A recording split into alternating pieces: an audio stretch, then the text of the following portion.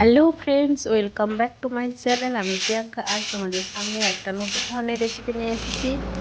তো আজ আমি বানাবো ডিমের সর্ষে পোস্ত।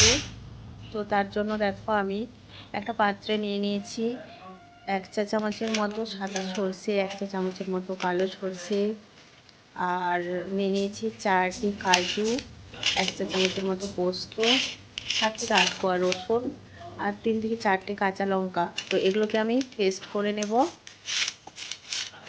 আর এদিকে দেখো, আমি 6টা ডিম দিয়ে সিদ্ধ করে হাফ হাফ করে কেটে নিয়েছি।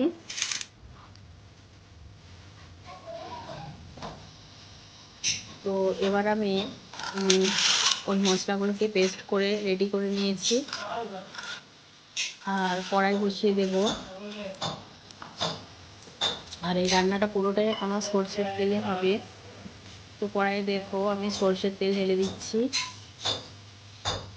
পরিমাণ মতো।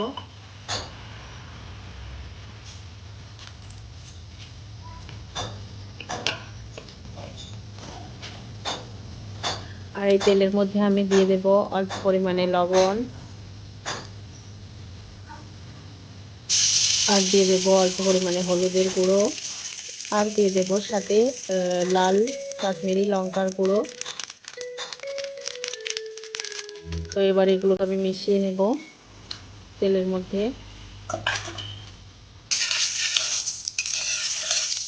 তো মেশানোর পর এবার আমি সেদ্ধ করা ডিমগুলোকে আমি একটা একটা করে পিস করে ছেড়ে দেবো তেলের মধ্যে।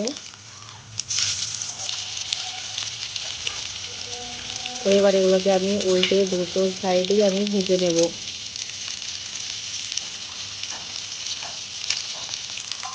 তো দুটো সাইডই ভাজা হয়ে গেছে আমার। এবার আমি এগুলোকে একটা পাত্রে তুলে নিয়েছি দেখো। আর ওই যে কড়াই তেলটা আছে, এর মধ্যে আমি দিয়ে দেবো অল্প পরিমাণে কুচনো পেঁয়াজ তেলের মধ্যেই। তো পেঁয়াজটা দিয়ে আমি ভালো করে নেড়ে নিচ্ছি আর লাল লাল করে ভেজে নেবো পেঁয়াজটাকে। তার জন্য দেখো, আমি দিয়ে দিচ্ছি এখানে হলুদের গুঁড়ো, লঙ্কার লাল লঙ্কার গুঁড়ো, আর পরিমাণ মতো লবণ। তো দিয়ে এটাকে আমি ভালো করে মিশিয়ে নিচ্ছি, পেঁয়াজটাকে ভালো করে কষিয়ে নিচ্ছি। তো পেঁয়াজের গাছ থেকে তো তেল ছেড়ে দিয়েছে। এবার এর মধ্যে আমি বেটে রাখা সেই পেস্টটা দিয়ে দেবো। তো পেস্টটা দিয়ে আমি 6 থেকে 7 মিনিট ভালো করে কষিয়ে নেব।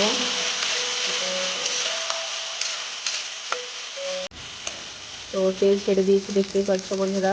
তো এবার আমি এর মধ্যে আমি কেটে রাখা টমেটোর টুকরোগুলোকে আমি দিয়ে দিচ্ছি, 6 থেকে 7টা টুকরোকে আমি দিয়ে দিচ্ছি। দিয়ে এটাকে ভালো করে কষিয়ে নেব। তো কষানো হয়ে গেছে। এবার এর মধ্যে আমি পরিমাণ মতো জল অ্যাড করব। যেহেতু একেবারেই গ্রেভি টাইপের হবে, ঝোল হবে না, তার জন্য সেই মতো পরিমাণ মতো আমি জলটা দিয়ে দিচ্ছি। তো এটাকে আমি ফুটতে দেব। তো দেখতে পাচ্ছ ফুটে গেছে। এবার এর মধ্যে আমি একে একে আস্তে করে ডিমের টুকরোগুলোকে আমি দিয়ে দেব। দেওয়ার পর আমি এটাকে রান্না হতে দেবো 2 থেকে 3 মিনিট। সব ডিমের টুকরোগুলো দিয়ে দিয়েছি।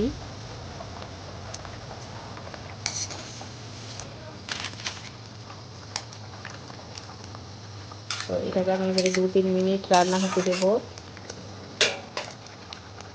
তো এবার হয়ে গেছে রান্না আমার। এবার এর মধ্যে আমি অ্যাড করে দিচ্ছি নামানোর আগে কয়েকটা কাঁচা লঙ্কা চিড়ে, আর দিয়ে দিচ্ছি সরষের তেল কিছুটা পরিমাণ, যাতে করে এর স্বাদটাকে আর দ্বিগুণ করে দেবে। তো এবার এটাকে চলো এবার নামিয়ে নেওয়া যাক।